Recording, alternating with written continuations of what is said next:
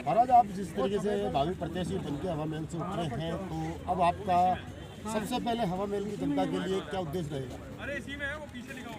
संपूर्ण हवा महल विधानसभा में जो पिछले 5 साल से कुशासन था और यहाँ इस क्षेत्र का डेवलपमेंट विकास नहीं हो पाया, सिर्फ विकास की झूठी गारंटियाँ थी, इन पर विज्ञापन थे, करना कुछ नहीं था।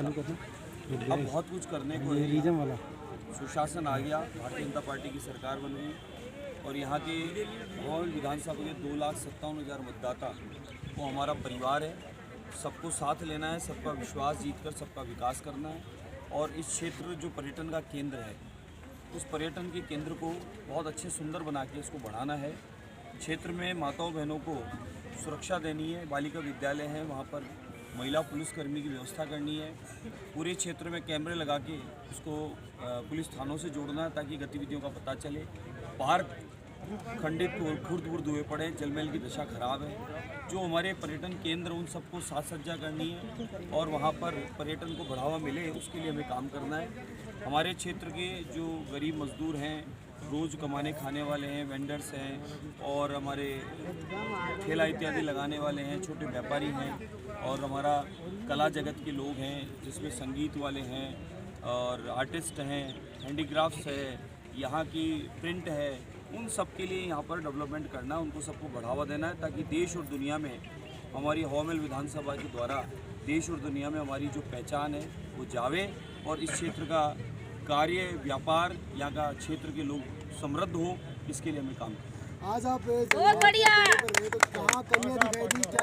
जलमहल बुरी तरह बास रहा है, खड़ा नहीं रह सकता आदमी। यहाँ की टूरिस्ट फोटो खींच के ले जाता है, पूरी दुनिया में हमारी यहाँ की बदनामी होती है। जो 5 साल देखा विकास क्या हुआ है, आप खुद खड़े हैं यहाँ। जलमहल किस तरीके से बास रहा है, जलमहल में कितनी गंदगी और दारू की बोतलें तैर रही है। जलमहल को सिर्फ खाली मछली पकड़ने का अड्डा बना दिया। व्यापारी यहाँ जो बेचारे गरीब मजदूर बैठे हैं, वो व्यापार क्या कमा के खाएंगे? न यहाँ पार्किंग की सुविधा दी है, न जलमहल को डेवलप किया है, न यहाँ कोई सुरक्षा दी है। जलमहल पूरा खुर्द बुर्द और खंडर पड़ा है। तो यहाँ व्यापारी पहले से जुड़े थे, गरीब जनता अपना जो कर रही है काम, इन लोगों को हमें व्यवस्थित करना है, एक अच्छा मार्केट बनाना है, एक पार्किंग बनानी है, सुरक्षा देनी है, पर्यटन को बढ़ावा देना है, यहाँ का व्यापार डेवलप हो, उसके लिए हमें काम करना है। तो बाबा, जैसे बालकनाथ जी की बहुत बढ़िया बोला, हमारे जलमहल के लिए साथ देंगे तो बहुत बढ़िया है। हिंदू मुस्लिम सबको एक लेके चलेंगे। मैंने अभी पूर्व में कहा, वो आपका पता नहीं कितना ज्ञान है, मेरे को समझ में नहीं आई ये बात। ये सवाल ही आपका गलत हो गया। जब मैंने कहा 2,57,000 मतदाता हमारा परिवार है, हवा महल विधानसभा का प्रत्येक व्यक्ति हमारा परिवार है और उस परिवार के लिए काम करना हमारा बनता है, तो फिर आप एक सवाल को उल्टा सीधा करके बार बार पूछने का अर्थ क्या है? तो आपका कहना है कि आप सर्व समाज को लेकर साथ चलेंगे? पूरी विधानसभा परिवार है। यहाँ पर जो काम कर रहे हैं, जो रह रहे हैं, वो लोग कोई जाति बिरादरी के हिसाब से थोड़ा ना तय है।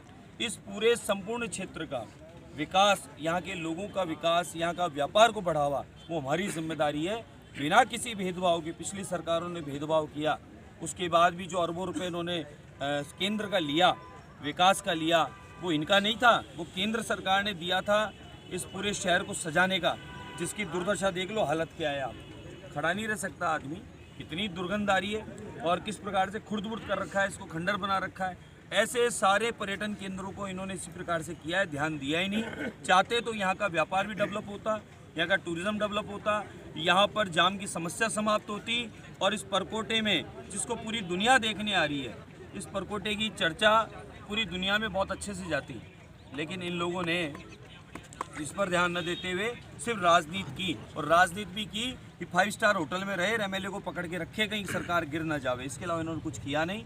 और घोटाले जो हैं वो आज तक आपको पता है, सोने के बिस्कुट इनके सचिवालय में निकल रहे हैं। 310 करोड़ रुपए भी ताज़ा ही निकले हैं और 310 करोड़ से ज़्यादा निकलने वाले हैं। और यहाँ की सरकारों की स्थिति ये थी कि यहाँ पर 19 बार युवाओं का भविष्य बर्बाद किया, यहाँ पर बच्चियों को काट के और भट्टियों में डाला गया, ब्रीफकेसों में पैक किया गया। 26 यहाँ पर दुष्कर्म के मामले प्रतिदिन हुए, यहाँ कोई सुरक्षित नहीं था, लॉ एंड ऑर्डर जीरो था।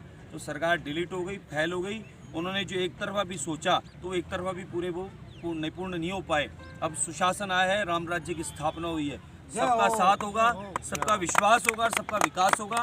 आदरणीय प्रधानमंत्री नरेंद्र मोदी जी का जो विज़न है, वो विज़न जो तक रोक रखा था राजस्थान सरकार ने वो प्रारंभ होगा। आपके क्षेत्र में मुस्लिम कॉलोनी है, वहाँ नशे का सबसे बड़ा व्यापार देखने को मिल रहा है, तो उसको लेकर क्या आपकी प्रत्येक सार्वजनिक स्थलों पे, पार्कों में, जितने भी हमारे सार्वजनिक स्थल है, सब जगह नशे का कारोबार हो रहा है। अब सब जगह चयनित कर लिए, सबके हमने वीडियो बनवा लिए हैं, सब जगह कौन कौन क्या कर रहा है सबका हमारे को जानकारी, डाटा है। सरकार बनने के पश्चात आप देखना सर, नशे पर सबसे पहले काबू पाया जाएगा। ये कौन लोग हैं जो हमारी युवा पीढ़ी को बर्बाद कर रहे हैं, ये कौन लोग हैं जो हमारे घरों को बर्बाद कर रहे हैं। नशे पर अंकुश लगेगा, नशा करा रहे हैं, उनके लिए कमरे तैयार हैं। इस समय सेंट्रल जेल में उन सबको वहाँ व्यवस्थित किया जाएगा, ये तैयार रहे। अगर हमारा कहीं भय है तो सारे अवैध काम करने वालों को भय हमारा, उनको भय रखना है हमसे, क्योंकि अवैध काम हम होने देंगे नहीं। अब आप हवा महल से आप जीत चुके हैं, बढ़िया तरीके से जीते हैं, जनता में काफ़ी घूम भी रहे हैं, तो बाबा बाल मुकुंद आचार्य का सबसे पहला तोहफा हवा महल क्षेत्र को क्या होगा? सारे काम हमें प्रथम से ही करने हैं। पूरे हवा महल को हमें बहुत सुंदर बनाना है, सजाना है। इस पूरे क्षेत्र की सुरक्षा का ध्यान रखना है।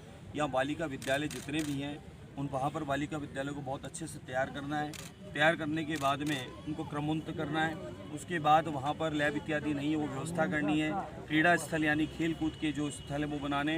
यहाँ के जितने भी सार्वजनिक पार्क हैं उनको व्यवस्थित करना है। पार्किंग की बहुत बड़ी समस्या है, जाम की बहुत बड़ी समस्या है, उसे तुरंत ठीक करनी है। ऐसे हज़ारों काम हमने पॉइंट कर रखे हैं। अब शपथ नहीं ली, उसके बाद भी हम तो काम कर रहे हैं।